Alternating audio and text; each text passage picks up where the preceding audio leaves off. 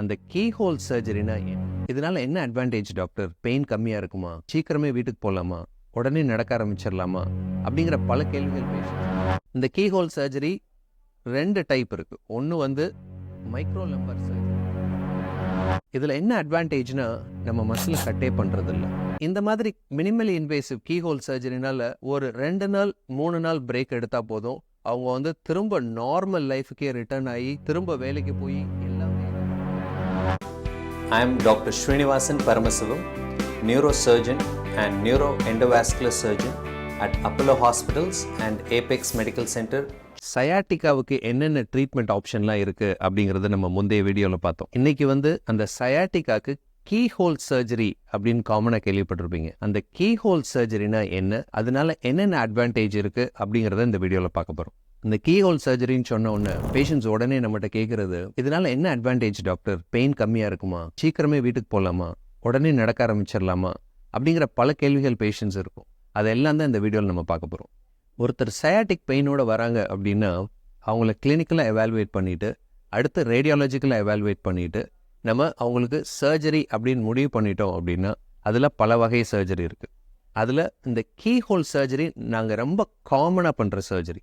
Keyhole சர்ஜரினா என்ன அப்படின்னா, ஒரு சிறு துளாய் மூலியமாக, அதாவது மேக்ஸிமம் 1 இன்ச் அந்த துளாய் மூலியமாக நம்மளால் போய் டிஸ்கை எடுத்து அந்த நர்வ் கம்ப்ரெஷன் ஆகிருக்க நர்வை வந்து கம்ப்ளீட்டாக ரிலீவ் பண்ணி விட முடியும். இந்த கீஹோல் சர்ஜரி 2 டைப் இருக்குது. ஒன்று வந்து மைக்ரோ லம்பர் சர்ஜரி அப்படின்னா என்னென்னா, ஒரு 1 இன்ச் இன்சிஷன் முதுகில் நடு பகுதியில் போட்டு அந்த இன்சிஷன் வழியாக மைக்ரோஸ்கோப் வச்சு டிசெக்ட் பண்ணி மசில்ஸை கட்டே பண்ணாமல் மசிலை ஜஸ்ட் ரிட்ராக்ட் பண்ணிட்டு 2 வெர்டபிரல் காலத்தோட பின்பகுதி, அதாவது 2 லேமினா இருக்கு இல்லையா, அந்த லேமினாக்கு நடு பகுதியில் ரீச் ஆயிரும். அந்த இடத்துல இருக்க ஒரு சில லிகமெண்ட்ஸை மட்டும் அகற்றிட்டு நாங்கள் வந்து டியூரா, அதாவது நரம்பை சுற்றி இருக்க கவரிங்கை பார்த்து அந்த நரம்பை ரிட்ராக்ட் பண்ண கீழே டிஸ்க் இருக்கும். அந்த டிஸ்கை வந்து அலாகுவா எடுத்து விட்டுட்டு, அதாவது ப்ரொலாப்ஸ் ஆன டிஸ்கை மட்டும் எடுத்து விட்டுட்டு திரும்ப நரம்பு இருக்க இடத்துலையே வச்சு கம்ப்ளீட்டாக க்ளோஸ் பண்ணிடுவோம். இதில் என்ன அட்வான்டேஜ்னா, நம்ம மசிலை கட்டே பண்ணுறதில்ல, வெறும் ஜஸ்ட் டிசெக்ஷன் மட்டும் பண்ணுறதுனால இதில் வந்து பெயின் ரொம்ப ரொம்ப ரொம்ப கம்மியாக இருக்கும்.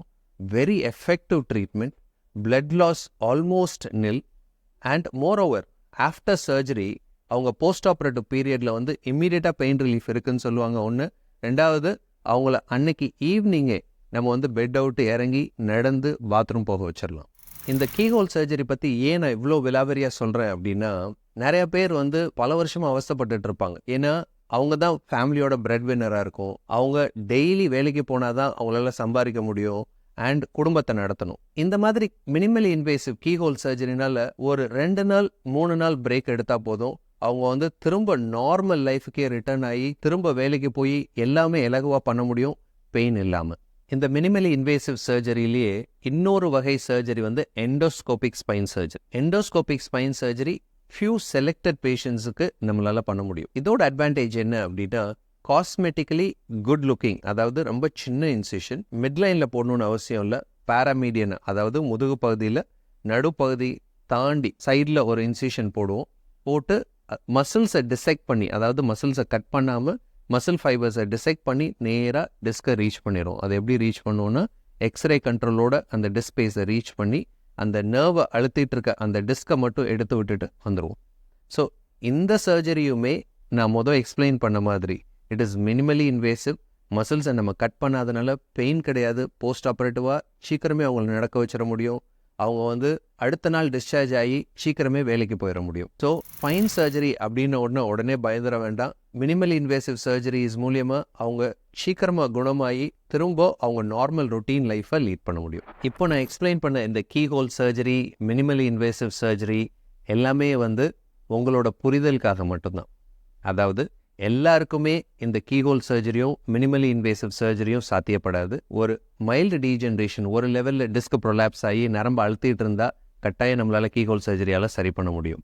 ஸோ நீங்கள் சயாட்டிக்காவோட உங்கள் டாக்டர்கிட்ட போகும்போது அவர் கம்ப்ளீட்டாக அனலைஸ் பண்ணிவிட்டு என்ன டைப் ஆஃப் சர்ஜரி உங்களுக்கு பாசிபிள் அப்படின்னு அவர் சொல்லுவார். அதுக்கு தகுந்த மாதிரி முடிவெடுங்க.